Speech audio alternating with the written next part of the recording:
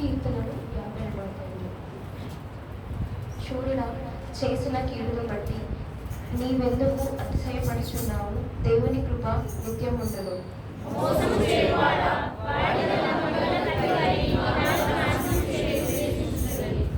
మేలు కంటే కీడు చేటయు, నీతి పలుకుట కంటే అబద్ధము చెప్పుటయు నీకు ఇష్టము.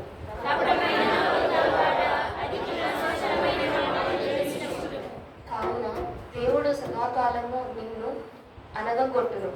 నీవు పట్టుకొని ఆయన నీ గుడారంలో నుండి నిన్ను వెళ్ళగించును. సజీవుల దేశంలో నుండి నిన్ను నిర్మూలము చేయును.